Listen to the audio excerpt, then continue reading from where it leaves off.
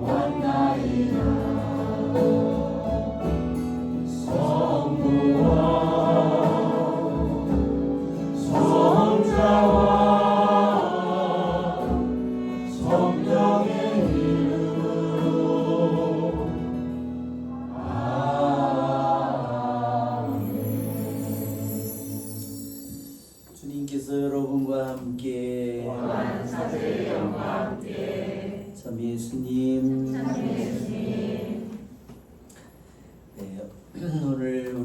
성 베르나르도 아빠스 학자 기념일 미사를 또한 우리 함께 봉헌합니다. 혹시 베르나르도 본명 가지신 분 계십니까? 베르나르도 이상하게 있을 만도 한데요. 이상하게 없어요. 네, 많은 분들이 미사를 봉헌하셨습니다. 여러분의 봉헌을 주님께서 이미 받으셨고 또한 주님께서 하시고 또한 좋으신 우리 하느님께서 여러분의 모든 기도와 지향을 축복하시기에 감사를 드립니다. 형제자매 여러분, 구원의 신비를 합당하게 거행하기 위하여 우리 죄를 반성합시다. 전능하신 하느님과 형제들에게 고백하오니 생각과 말과 행위로 죄를 많이 지었으며 자주 입을 소홀히 하였나이다. 제 탓이요 저의 큰 탓이옵니다. 그러므로 간절히 바라오니 평생 동정이신 성모 마리아와 모든 천사와 성인과 형제들은 저를 위하여 하느님께 빌어주소서. 전능하신 하느님, 저에게 자비를 베푸시어 죄를 용서하시고 영원한 생명으로 이끌어 주소서. 아멘.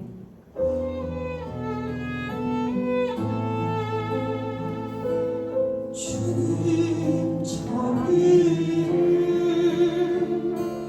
베푸소서. 주님 자비를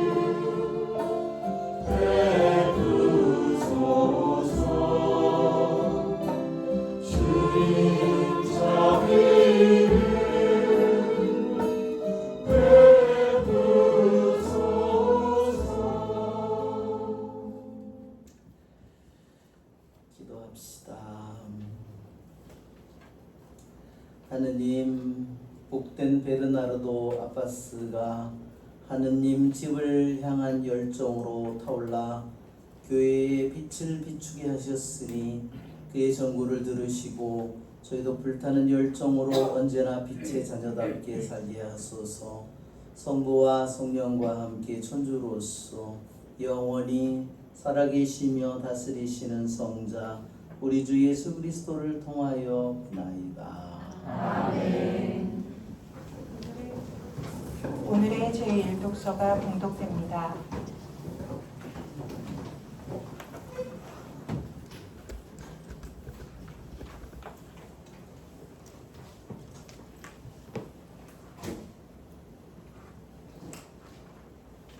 에제키엘 예언서의 말씀입니다. 천사가 나를 대문으로 동쪽으로 난 대문으로 데리고 나갔다. 그런데 보라, 이스라엘 하느님의 영광이 동쪽에서 오는 것이었다. 그 소리는 큰 물이 밀려오는 소리 같았고 땅은 그분의 영광으로 빛났다. 그 모습은 내가 본 환시, 곧 그분께서 이 도성을 파멸시키러 오실 때 내가 본 환시와 같았고 또 그 모습은 내가 크바르 강가에서 본 환시와 같았다. 그래서 나는 얼굴을 땅에 대고 엎드렸다. 그러자 주님의 영광이 동쪽으로 난 문을 지나 주님의 집으로 들어갔다. 그때 영이 나를 들어올려 안뜰로 데리고 가셨는데 주님의 집이 주님의 영광으로 가득 차 있었다. 그 사람이 내 곁에 서 있는데 주님의 집에서 나에게 말씀하시는 소리가 들렸다. 나에게 이렇게 말씀하시는 것이었다. 사람의 아들아, 이곳은 내 어좌의 자리, 내 발바닥이 놓이는 자리다. 내가 이스라엘 자손들 가운데에서 영원히 살 곳이다. 주님의 말씀입니다. 하나님 감사합니다. 화답 성가는 130번입니다.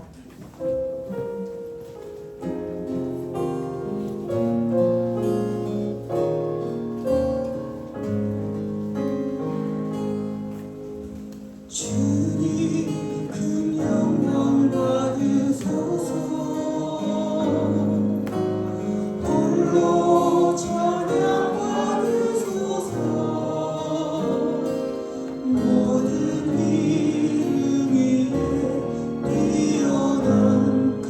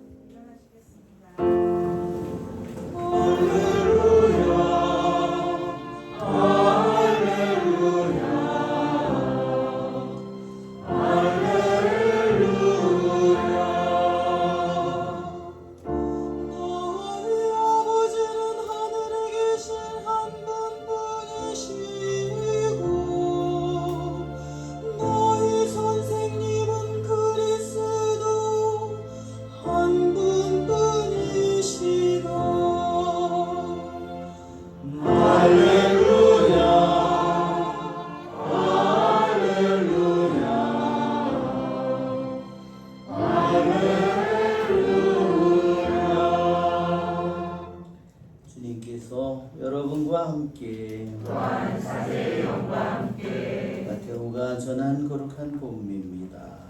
주님 영광 받으소서.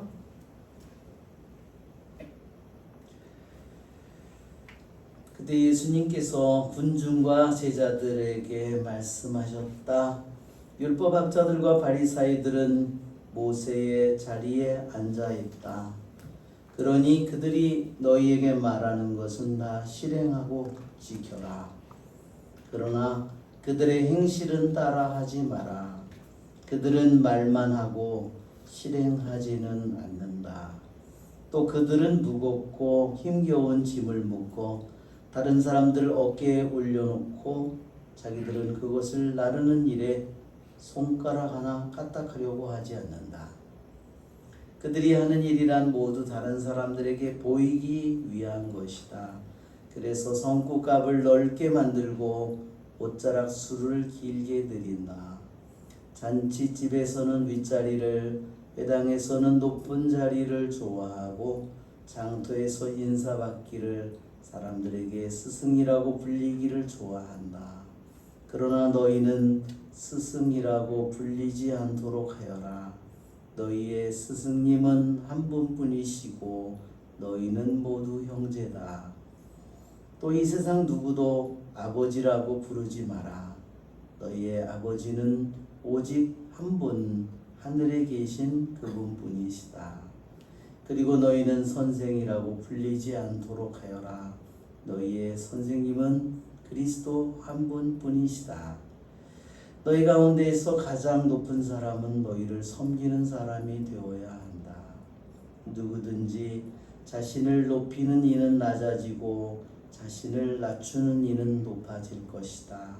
주님의 말씀입니다. 그리스도님 참여합니다. 참 예수님,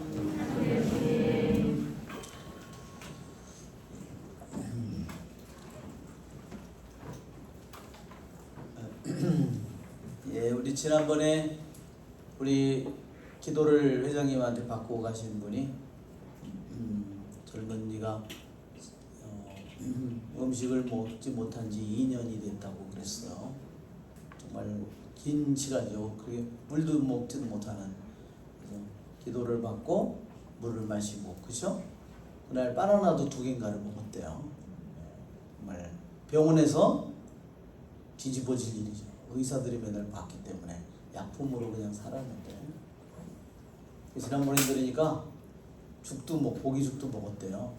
이제 다 식사를 잘 하고 사는 거죠, 우리 회장님? 네? 네, 이렇게 정말 주님께서는 끊임없이 당신의 일을 계속해서 하고 계십니다. 우리 주님 앞에 나오면 주님에게는 언제나 길이 있죠? 그렇습니다. 오늘 에제키엘 예언서는 43장의 말입니다. 에제키엘은 사제의 가문에서 태어나서 유배를 갔습니다. 왜냐하면 사제는 이스라엘의 지도자들이기 때문에 귀향을 끌려갔어요. 그런데 귀향을 가서 너무나 한심한, 너무나 끔찍한 처지에 놓여 있는데, 그때 하느님께로부터 예언자로 부르심을 받는 겁니다. 가장 이스라엘 백성이 실망하고 힘을 잃어버리고 절망하고 있을 때 바로 하느님께서 이 예언자를 불러서, 에제키엘 예언자를 불러서 하느님의 계획과 뜻을 알려주고 이스라엘 실망한, 나라를 잃고 절망한 이스라엘 백성을 위로하고 힘을 주십니다. 에제키엘이라는 말의 이름의 뜻도요, 카자크라는 말하고 카자켈. 그래서 이게 말하자면 카자크는 힘을 주신다 이런 말입니다. 엘은 하느님이죠. 하느님께서 힘을 주신다. 너무나 그 말이, 이름이 딱 맞는 말이죠. 모든 사람이 실망하고 아무런 위로가 될 수 있는 것이 없고 모두 힘을 잃었을 때 세상적으로는 아무런 것이 힘이 되지 못할 때 하느님께서 이 예언자를 통해서 힘을 주십니다. 그런데 에제키엘이 그 전에 본 것은 뭐였냐면,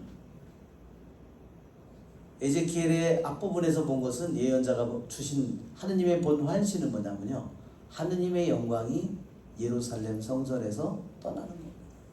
근데 오늘 복음은, 오늘 독서의 말씀은 다시 떠나서 동쪽 문으로 하느님의 영광이 떠올라서 하늘로 올라가서 그 영광이, 하느님의 영광이 사라집니다. 이제 더 이상 이것은 하느님의 성전이 아닙니다. 그러니까 그럼 어떻게 될 거라는 거예요? 그들은 거기에서 거짓 예언자들이 우리는 1년 2년 사이에 우리는 돌아간다. 여기 바빌론으로 가져온 모든 빼앗긴 보물도 다시 예루살렘은 돌아간다. 얼마나 환상적이에요. 그러나 에제키엘은 아니다.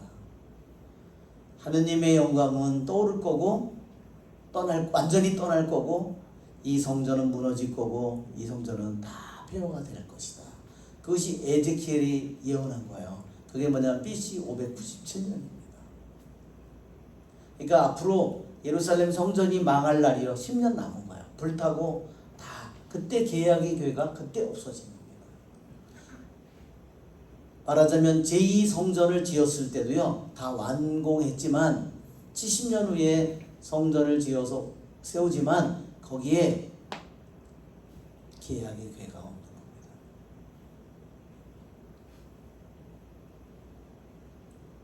그런데 오늘 에제키엘의 끝부분, 이거는 이미 예루살렘 성전이 불탔고 이제 BC 587년 이후의 일이죠. 너무나 백성들은 실망해 있을 때 하느님께서 이 예언자를 통해서 다시 하느님의 영광이 무너져서 성전은 없는데 하느님의 영광이 다시 동쪽으로 문을 통해서 다시 그 성전으로 들어가는 것을 보여주는 겁니다.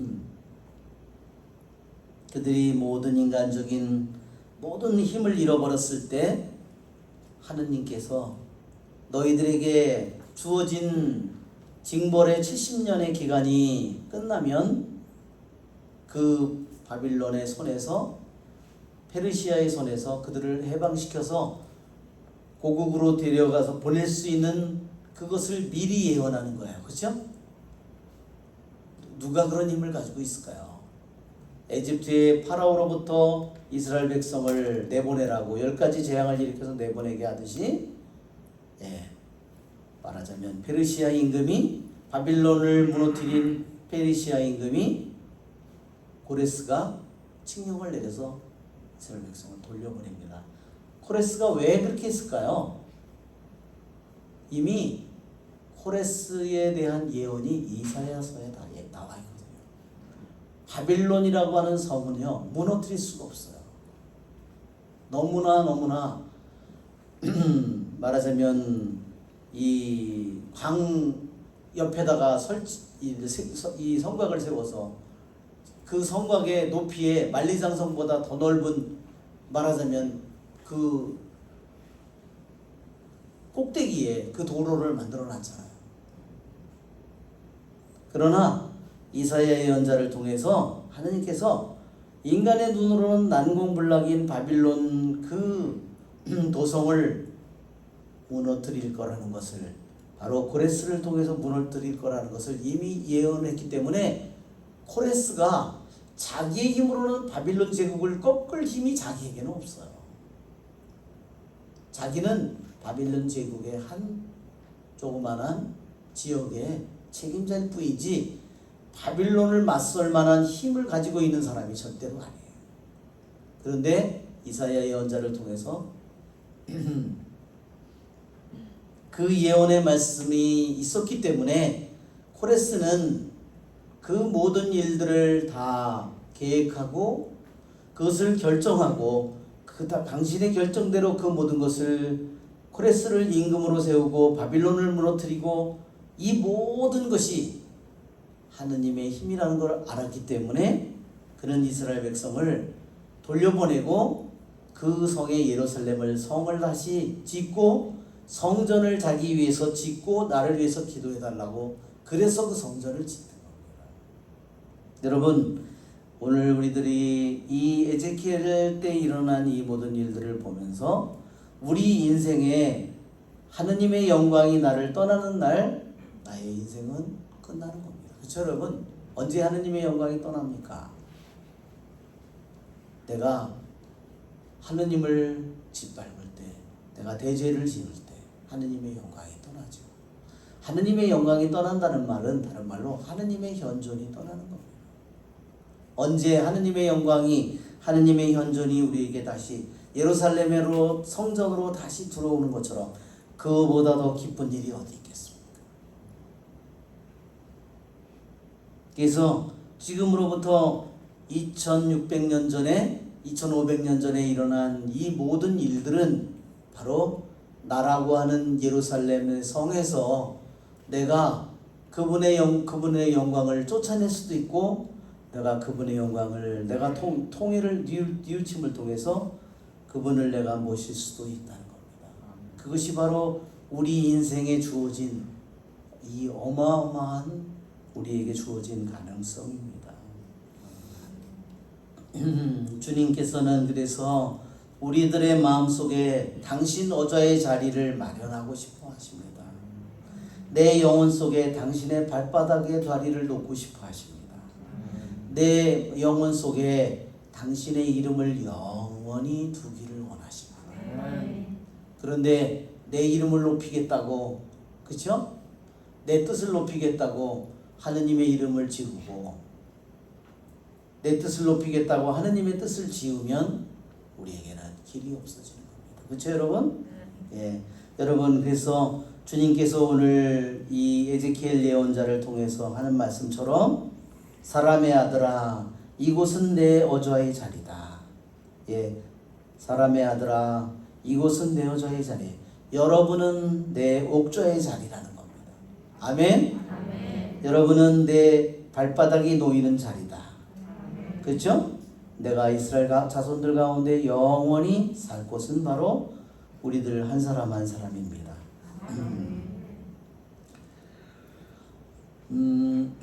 오늘 주님께서는 우리들 모두가 정말로 겸손한 사람이 되도록 남을 섬기는 사람이 되도록, 왜냐하면 주님께서 그분이 인간이 되어서 우리에게 보여주신 그분의 모범, 그분의 삶은 우리를 끊임없이 섬김으로써 우리를 사랑하는 길이었습니다. 그렇죠 여러분? 그러니까 우리들이 내 인생에 이룰 수 있는 가장 아름다운 모습은 뭘까요? 그분과 똑같이 남을 섬기고 내 자신을 버리고 그를 섬길 때 나는 그리스도를 가장 완전히 닮을 것이고 나의 영혼은 가장 아름다운 영혼이 될 것입니다. 그렇죠 여러분? 그때 그 순간이 우리들이 가장 진실하고 가장 선한 모습이겠죠. 그보다 더 멋진 모습은 아마 없을 거예요. 그렇죠? 예. 여러분 물이 높은 데에서 흐르는 물은 멋있어 보여요. 그렇죠? 예. 그러나 물은 끊임없이 물에 주어진 본성은 뭐죠? 끊임없이 지금 주어진 자리보다 더 낮은 곳으로 끊임없이 흘러가는 겁니다. 그렇죠? 하느님의 사랑은 끊임없이 더 비참하고 더 낮고 더 어둡고 또 끔찍한 모든 영혼을 내치지 않고 그의 영혼 속으로 들어가기를 원합니다.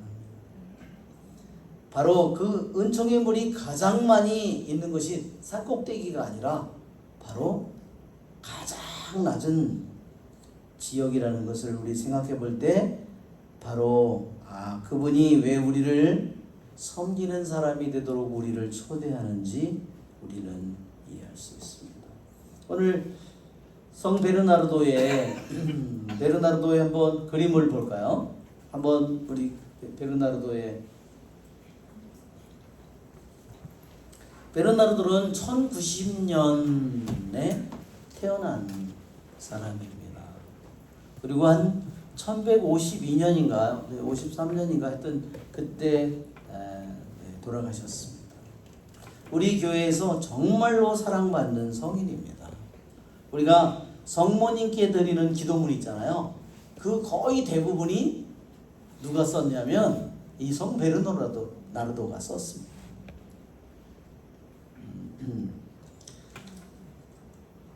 예, 성 베르나르도의 그 한번 지금 나 그림 파일을 보면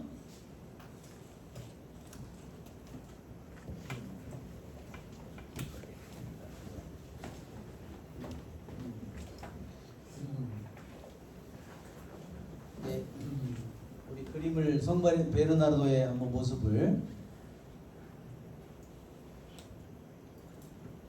예, 그림으로 많은 그러한 정말 많은 제자들을 키웠죠. 이것은 뭐 악마를 쫓아내는 그래서 마귀들인 사람이 발밑에 무릎을 꿇고 있는 모습을 그림으로 그렸습니다. 예, 예수님께서 안아주셨답니다. 이것은 이분이요. 이 그림은 아주 특이한 그림인데 성모님께서 왼손에 아기 예수님을 안고 계시고 성모님께서 오른 가슴을 이렇게 짜서 성모님의 젖이 이 성인의 입속으로 들어간다.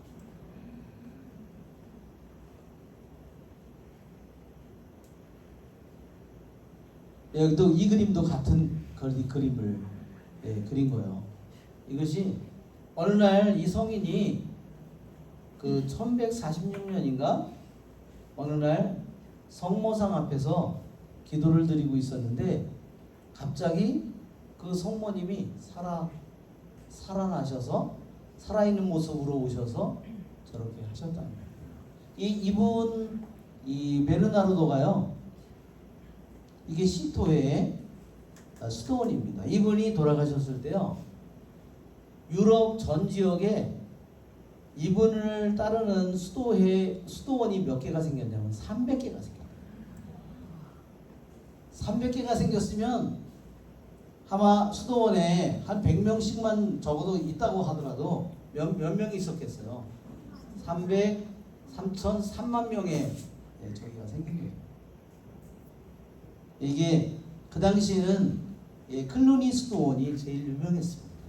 이 성인이 살 때 이게 클루니 수도원이 정말 건물도 어마어마하고 가지고 있는 재산도 뭐 어마어마한 거예요. 왜 그러냐면 죽으면서 사람들이 기부한 것 때문에 그렇습니다. 그런데 이 수도원을 들어가지 않고 개혁, 이것도 클루니 수도원이 뭐냐면 분도의 수도원입니다.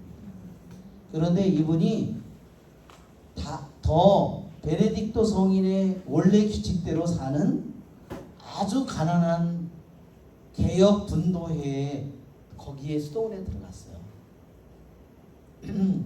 거기에서 얼마나 말하자면 엄격하게 단식을 했는지 단식과 잠을 그속였는데 식사와 잠을 거부할 정도로다가 그렇게 수행을 했다. 그리고 그분이 전해지는 바에 의하면 자기가 살고 있던 그 수도원이 자기 집 귀족의 성 밑에 저 아주 습지이고 사람이 살기 힘든 그 습지에 4명의 수도자들이 나와서 정말로 거지같이 사는 거죠. 분도회에서 나와서 원래 베네딕토 성인의 규칙대로 아주 엄격하게 그걸 지키면서 가난하게 살았는데 그 사람들이 그런 정신으로 살았는데요. 그 사람들이 하나하나 다 죽어가는데 새로운 사람이 들어오지 않고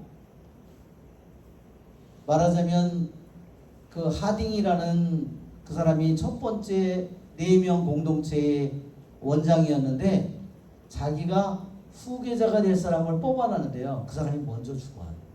그럼 몇 명 남았어요? 3명. 이제 3명도 이제 그렇게 자기네들이 했는데 한 명도 안 들어왔으니까 이제 자기들은 늙고 이제는 끝나는구나 하는데 그때 베르나르도가 자기의 종들, 형들, 가족만 데리고서 15명인가가 수도원으로 들어갑니다. 형들도 동생의 가마를 받아서, 그러니까 거기서, 그런데 이성의 전기에 의하면 자기 수도원이 얼마나 초라했겠어요. 4명이 살았으니까 정말 그만 조그마한 공소같이 하나 져놓고서 거기서 기도하고 살았는데,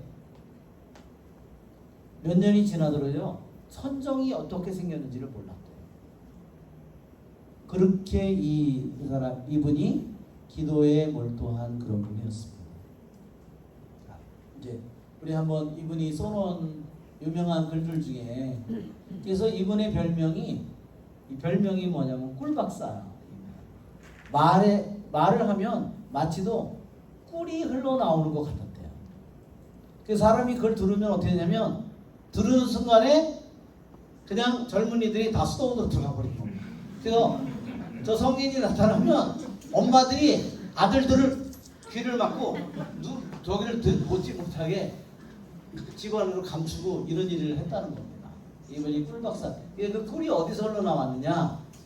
성모님의 젖에서 흘러나왔다.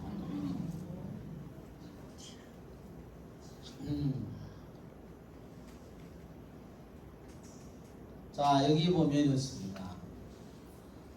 지식을 위해서 지식을 찾는 사람들은 그것은 호기심일 뿐.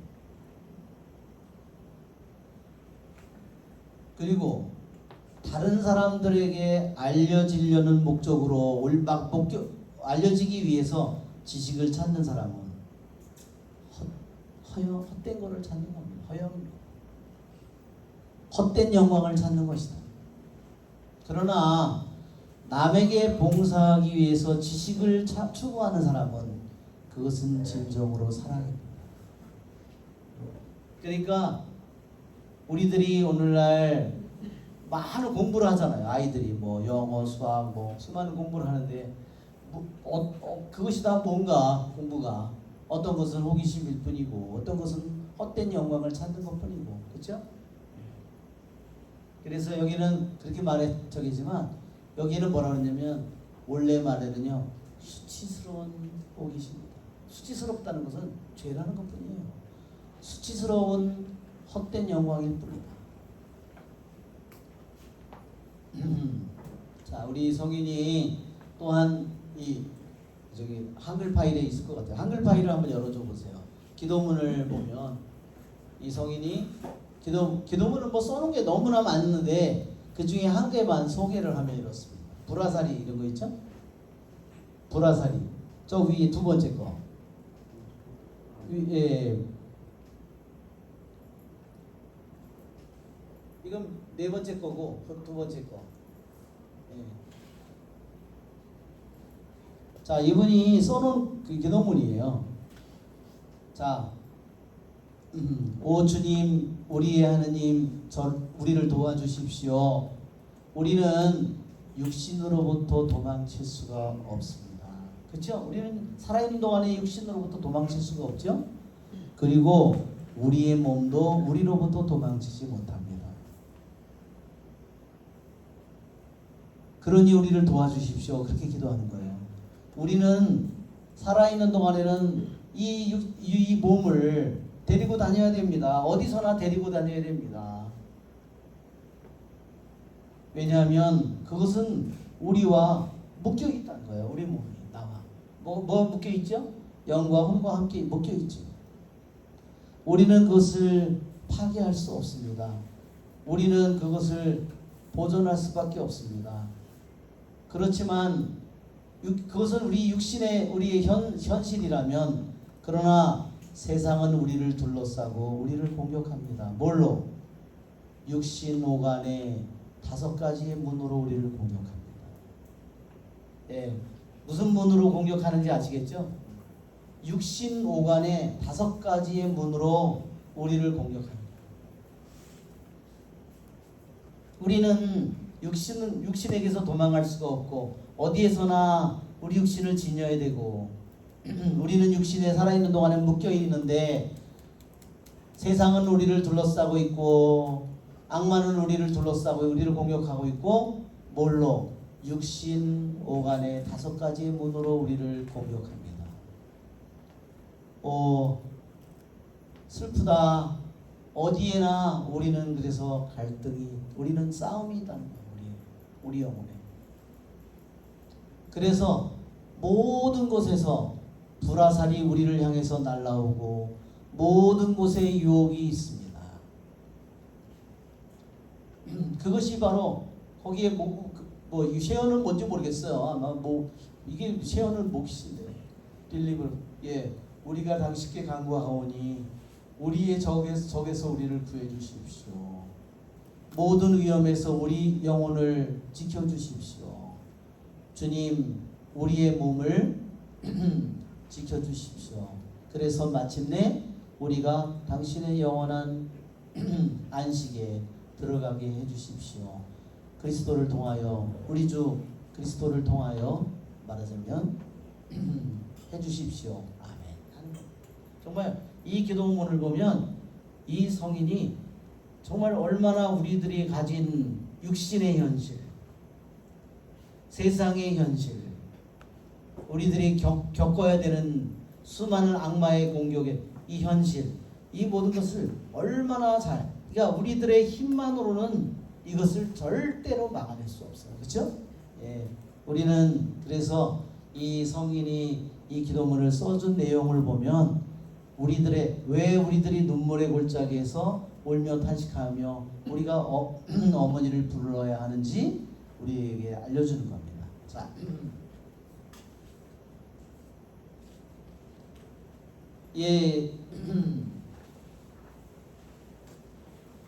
우리 성 베르나르도의 여기 글 마지막 4번째 거기에 있는 글을 보면 더 올라가겠습니다.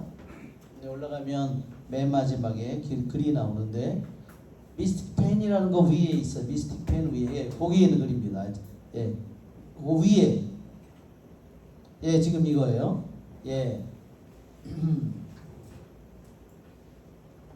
이분이 우리에게 특별히 이분이 하느님을 만나고 하느님을 체험한 후에 그분이 우리들에게 지혜에 대해서 아가서 짧지요. 그런데 이분이 아가서에 대해서요 강론을 86개를 남겼어요. 처음서부터 하나하나 하는데 다 못 마치고 죽었어요.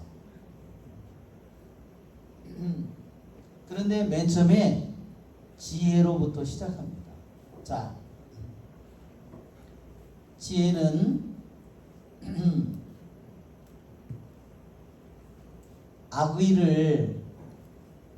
악을 말하자면 언제나 악을 이깁니다. 어디서 악을 이기느냐? 그것이 들어가는 우리의 그러니까 지혜가 들어가기만 하면 아무리 어떤 사람에게 악이 잔뜩 가득 차 있다고 하더라도 지혜가 들어가기만 하면 그 사람의 정신 속에서 마음 속에서 모든 악을 이겨낸다는 겁니다. 그렇죠, 여러분? 네. 그리고 지혜가 또 뭐를 하냐면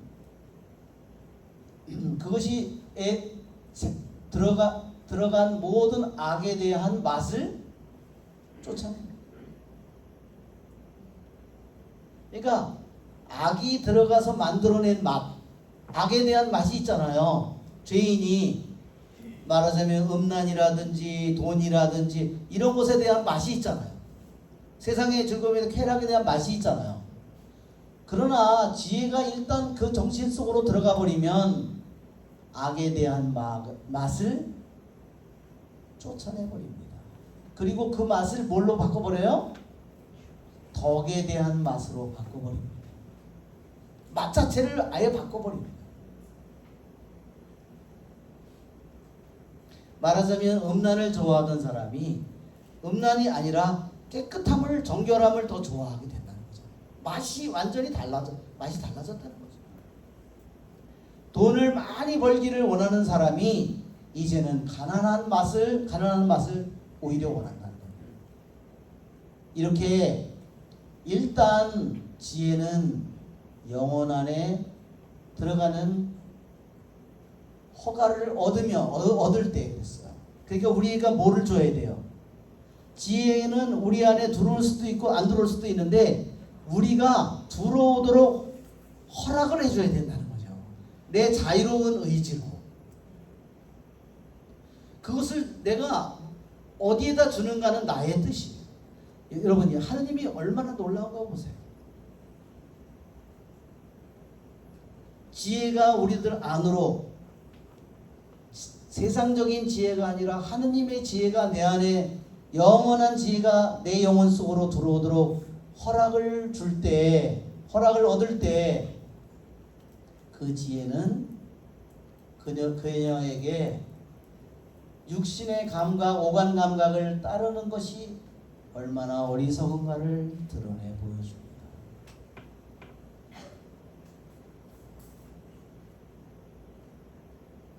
그러니까 그 전에 죄악의 삶을, 어둠의 삶을 더 이상 갈망하고 원하지 않고 그가 새로운 삶을 하도록 우리들의 영혼을 맛을 바꿔주고 바탕을 바꾸는 겁니다.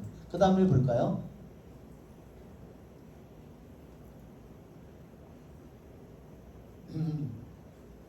너무 올라간가? 야, 거기서네. 맞네요. 그것은 지혜는 어떻게 해요? 지성을 정화시킵니다. 그러면 어떻게 하냐? 그리고 치유하고 새롭게 만듭니다. 마음의 입천장을 치유하고 새롭게. 왜 입천장이라는 말을 썼냐면요, 맛을 느끼는 게 입천장이라는 거예요. 특히 혀도 맛을 느끼고 하는데 왜 일부러 이 말을 썼냐면 이게 맛을 보는 것, 이게 이 단어가요 라틴 말로는 사페르예요. 그래서 그 말은 이 맛을 보는, 지혜를 맛을 보는 것을 의미하는 의미로 이 사람이 마음의 맛을 아는 기관을 치유하고 그것을 새로운 맛을 갖도록 그것을 새롭게 만들어준다는 겁니다. 이 지혜의 영적인 맛이 회복되면 그녀의 이 우리 영혼의 영적인 맛이 회복됨으로써 우리의 영혼은 어떤 맛을 얻게 돼요? 선에 대한 맛을 다시 되찾게 되고 지혜에 대한 맛을 찾게 되는데 그 지혜는 어떠냐? 지혜보다 이 세상에 더 좋은 것은 아무것도 없습니다.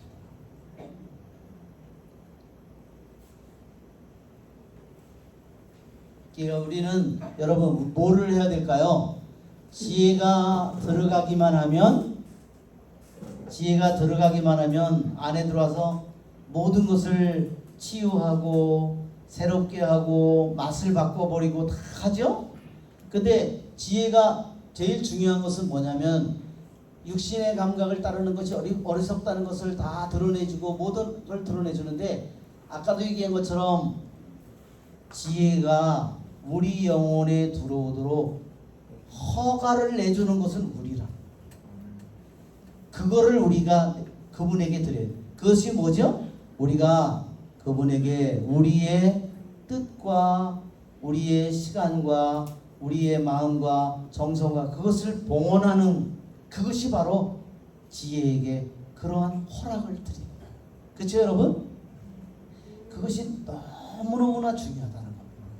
그러니까 여러분, 내가 아무리 나쁜 처지에 있다 하더라도, 내가 세상적인 지혜로 가득 차 있다 하더라도, 어둠으로 가득 차 있다 하더라도 하느님의 지혜 앞에 무릎을 꿇고 제가 제 영혼의 모든 권한을 당신에게 맡기니까, 허락을 당신에게 드리니까 제발 들어오셔서 제 안에 있는 영혼의 모든 미각을 모두 치유해 주시고 바꿔 주십시오. 그렇게 우리들이 기도하면 좋겠습니다. 자, 이제 또 한 가지는 다시 여기서 나가서 이제 이분이 하느님을 체험한 자신이 그것을 이 아가서 주에서 이것을 얘기합니다. 한번 그걸 열어보겠습니다. 맨 위에. 예, 제목이 뭐냐면 이게 베르나르도에 대한 여러 가지 하느님을 자기가 경험한 거예요. 이것은 폴 모레이 신부님이 이제 게재하는 글 중에서 인용한 겁니다. 이게 제목이 여기 뭐냐면 말씀의 방문. 말씀의 방문. 결국 이분이 하느님을 체험을 뭘로 했냐면 하느님의 말씀을 묵상하다가 관상을 하다가 그래서 만나는 겁니다.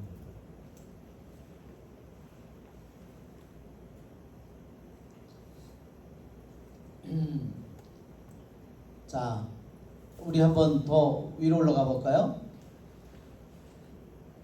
예, 거기 뭐라고 그래? 예.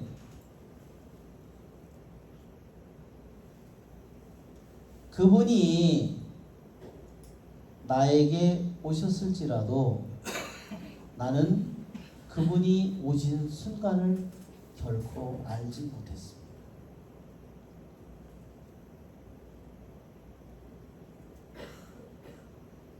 그러니까 지식이나 감각이나 모든 거로 절대로 파악할 수 없었다는 거죠.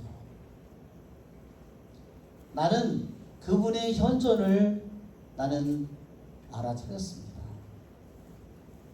나는 후에야 나는 기억했습니다.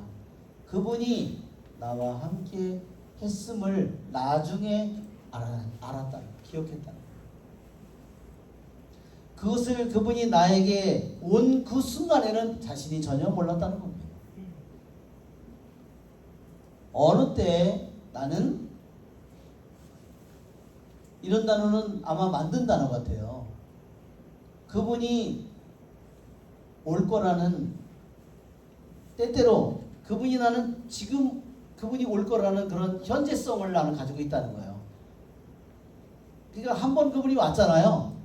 그러니까 그분이 나에게 지금 올 거야. 그것이 항상 지금 현재성을 그걸 가지고 있다는 거예요. 그렇지만 나는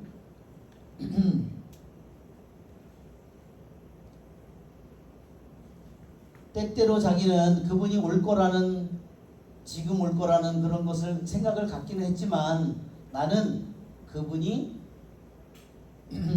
왔는지를 알지 못했고 그분이 갔는지를 알지 못했습니다.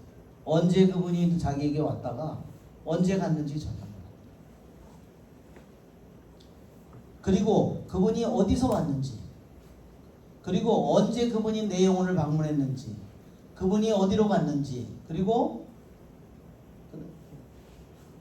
어떤 수단으로 그분이 들어오셨는지, 어떤 방법으로 말하자면 그분이 자기에게 들어왔고 어떤 방법으로 나갔는지 자기는 모른다는 겁니다. 나는 인정하건대 지금조차도 알지 못합니다. 예, 여기는 이제 내용은 뭐 저기 생략돼 있고, 그 다음에 나는 내 안에 그분이 오셨을 때 어떻냐면 내 안에 가장 높은 곳으로 올라갔습니다. 그분이 왔을 때 내 힘으로는, 내 지식으로나 내 저기로는 절대로 알 수 없는 내 안에 있는 하느님이 만들어준 내 영혼 안에 가장 높은 자리에까지 올라갔다. 그리고 보세요. 내가 내 안에 있는 가장 높은 자리에 올라갔더니 말씀은 가장 높은 자리보다 더 높은 곳에 그분이 있었습니다. 더 높이 있었다는 거예요. 호기심으로 나는 내 안에 가장 낮은 곳을 찾아서 내려갔습니다. 그러나 나는 그 가장 내 안에 가장 깊은 곳에서조차 그분을 또 발견했습니다. 그게 무슨 소리예요? 내 영혼의 가장 높은 곳으로 갔는데 거기에도 한없이 높은 그분이 계셨고, 내 영혼의 가장 깊은 바닥에 내려갔는데 거기에조차 그분이 거기에 계셨더라는 거예요. 말씀이. 우리 박수 한번 쳐야 되겠죠? 네, 사실 우리는 살아있는 동안에 이런 걸 볼 수는 없을 거예요. 우리는 이 성인을 통해서 간접적으로 하느님이 우리의 영혼을 얼마나 멋있게 만들었는가, 그렇죠? 예, 내가 볼 때는 내 자신이 너무 한심한데, 야, 내 자신이 이렇게 답답하고 변하지도 않고 고집불통이고 이기적이고 치매에다가 이게 총체적인 난국인데, 야, 세상에 내 안에 이렇게 가장 높은 곳이 우리 안에 있고, 내 안에 가장 낮은 곳이 있고, 그죠? 그런데 그 내 안에 가장 높은 곳, 더 높은데 하느님의 말씀이 영혼으로부터 계신 로고스 말씀이 계셨고, 내 안에 가장 비참하고 끔찍한 가장 낮은 자리 그 밑에도 그분이 로고스이신 그분이 계셨다. 여러분 얼마나 멋진 거예요. 그렇죠 여러분? 우리 감사 찬미의 박수를 한번 쳐야 되겠죠?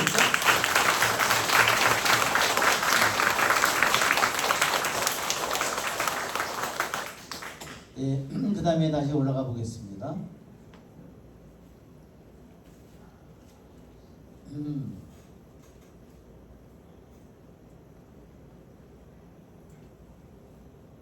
그래서 아마 여러분은 그렇다면 여러분은 묻습니다.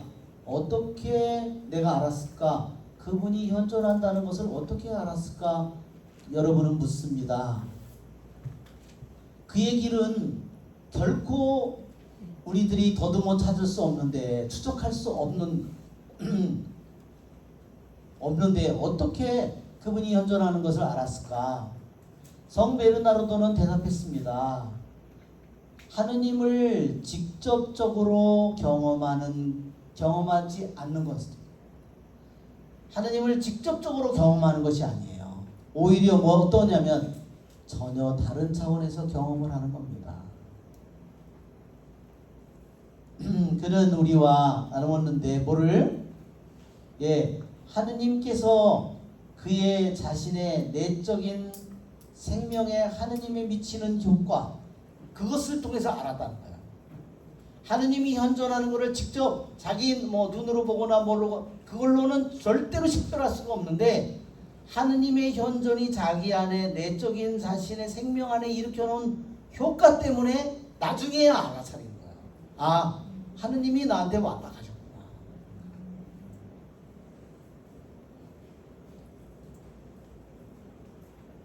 그러니까 나중에서 아는 거예요. 그 효과는 어떠냐면 도덕적인 효과였고 영적인 효과였습니다. 자, 그 다음에 올라가겠습니다.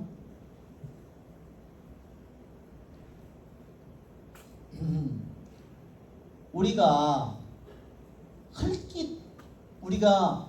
보도록 허락되어진 바 성 베르나르를 통해서, 그것은 놀라운 사랑의 징표입니다. 생생하고 빛나는 은총의 신비에 빛나는 흔적입니다. 그분이 들어오자마자 그분은 나의 잠자는 영혼을 깨우셨습니다. 그것이 이 성인의 표현이에요. 그분이 자기에게 들어오는 순간에 자기의 잠자는 영혼을 깨웠다는 겁니다. 그것도 나중에 아는 거죠. 온 순간에는 전혀 몰랐죠. 언제 왔는지, 어떻게 어디로 들어왔는지, 어디로 나가는지 전혀 알지 못했는데 나중에서야 안다는 거죠. 효과 때문에. 그러면 그분이 오자마자 그분은 나의 잠자는 영혼을 깨우셨고 흔드셨고 나를 어루만지시고 내 마음을 꿰뚫으셨습니다. 전에 자기의 마음은 어땠어요? 돌처럼 딱딱했고 병들었었는데 그분께서 자기의 돌처럼 딱딱하고 병든 자신의 마음, 자신의 영혼을 뽑아내고 부수고 그리고 다시 세우고 심고 다시 자기의 메마른 사막과 같은 자신의 마음속에 물을 주시고 어두운 곳에 빛을 비춰주시고 닫혀진 곳을 여시고 차가워진 것을 따뜻하게 만드셨습니다. 그리고 구부러진 모든 것을 바로 세우고 여러분 거칠은 꽃을 부드럽게 만드셨습니다. 자, 이거 무슨 누구의 말이 생각나요? 세례자 요한이, 그죠? 그 말이 생각나죠? 예. 이처럼 하느님께서 올 때 내 안에 잘못된 모든 부분을 허물고 다시 새로 세우고 심고 물을 주시고 빛을 주시고 열고 닫고, 말하자면 그 차가운 것은 따뜻하게 만들고 삐뚤어진 것은 다. 그 다음에 그래서 내 영혼은 주님을 찬양할 것입니다. 내 안에 있는 모든 것이 그분의 거룩한 이름을 찬양할 것입니다. 네. 이 성인이 바로 하느님을 만난 날 자신 안에 이루어진 일. 그분이 그 아가서의 그 짧은 것에 대해서 86편의 아가 강론을 써놨다는 거. 그 모든 것들이 다 어디서 왔을까? 하느님을 만났기 때문에 그 하느님의 눈으로 모든 것을 볼 수 있게 된 거죠. 예, 그 다음에 또 다시 큰 글자가 있는지 한번 보겠습니다. 예. 그런데 이분이 또 뭐렇게 말하냐면요, 거룩한 갈망의 불이 그분이 오시는 거에 앞서야만 됩니다. 내가 원하지 않는데, 내가 허락하지 않는데 그분이 잘 오지 않는다는 거. 무슨 말인지 아시겠죠? 그분이 아까도 그랬잖아요. 지혜가 우리들에게 들어오려면 뭐를 받아야 되는데, 우리의 허가를 받아야 된다 그랬잖아요. 내가 그분에게 허락을 주고 허가를 해주는 것처럼 먼저 내 안에 거룩한 갈망의 불이, 하느님 내 안에 세속적인 불이 타고 있으면, 그래 그거 먹고 살아라. 열심히 찾아. 원하니까 부동산 열심히 투자해서 돈 많이 벌고 해. 그렇게 한다는 거죠. 그러니까 하느님께서, 지혜께서 우리를 찾아오실 때 그분이 어드벤트예요. 그분이 advent. 그분이 오시는 것을 앞서야만 됩니다. 거룩한, 내 안에 거룩한 불에, 거룩한 갈망의 불이 내 안에서 먼저 있어야 된다. 그러니까 여러분, 뭐를 우리가 그분에게 청해야 되겠어요? 거룩한 갈망의 불을 내가 자꾸 간절히 찾아야 되겠다. 우리가 구약의 성경의 레위기에서 제단의 불은 늘 타고 있어야 된다. 그렇죠? 제단의 불은 왜 그 불이 타고 있어야 돼요? 어떤 불일까요? 속된 불이 아니라 거룩한 불이죠. 왜 거룩한 불이라고 그래요? 그 불은요, 사람이 부싯돌로 만든 불이 아니에요. 그 불은 성막을 만들었을 때요, 하느님께서 그것을 붙여줘요. 솔로몬 성전을 만들었을 때 제물을 잔뜩 해서 축성식하는 날 어떻게 해요? 하늘에서 불이 내려와서 그 불이 태우죠. 그게 불씨, 그 성전의 불씨예요. 그게 거룩한 불이에요. 그래서 나답과 아비후, 아론의 두 아들, 큰 아들, 둘째 아들이 속된 불을 바쳐. 이미 불은 불인데 이 불로 태우면 저 불은 어떨까요? 그래서 자기네들이 다른 불을 가져다가 그거를 해서 어떻게 됐어요? 예, 벌을 받은 거예요. 그래서 죽었습니다. 왜 하느님께서 그렇게 했겠어요? 우리들의 영혼 속에서 내가 세속적인 내 마음이, 세속적인 사랑이 타면 내가, 그쵸? 거룩한 갈망의 불이 아니라 그 무슨 불이에요? 거룩하지 않은 갈망의 불이 타는 거야. 하느님은 우리들의 영혼을 보는 거예요. 그 사람이 얼마나 대단한 능력을 가졌는가를 보는 게 아니라 이 영혼 안에 거룩한 갈망의 불이 타고 있는지, 속된 갈망의 불이 타고 있는지. 여러분, 눈에 보이는 것만을 사랑하는 사람은 무슨 불이 타고 있을까요? 속된 불이 탈 수밖에 없죠.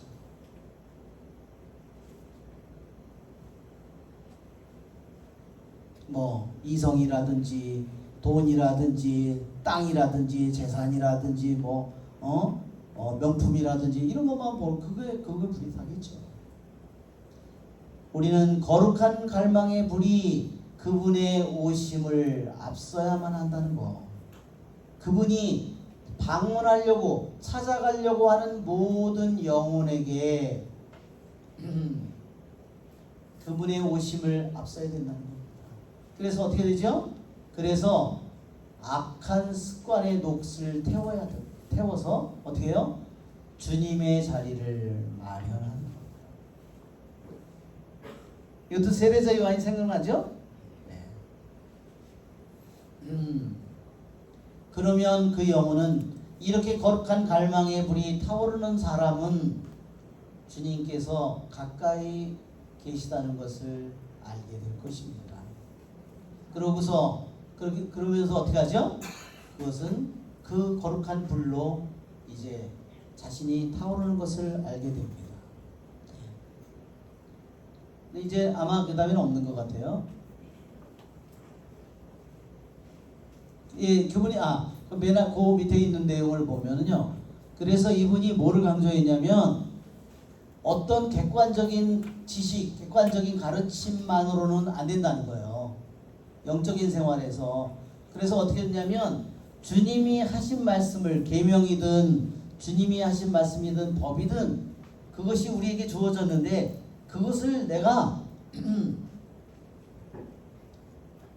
그것을 진실되게 그것을 살아야 된다. 하느님이 원하는 거는요. 내가 부족함이 많지만 주님께서 나에게 원하는 것은 오직 진실만. 부족함은 부족함대로의 진실. 내가 이중적이면 이중적인 것 그대로의 진실. 그것을 원한다. 자, 그다음에 넘어가 볼까요?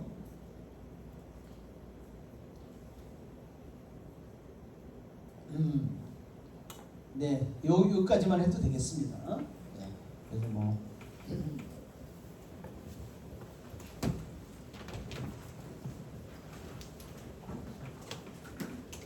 네, 우리 찬미 하나 하겠습니다.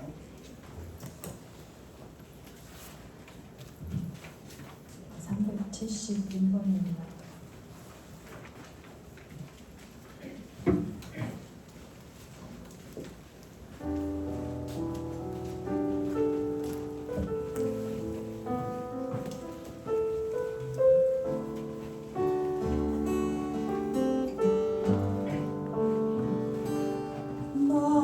나약해 있을 때에도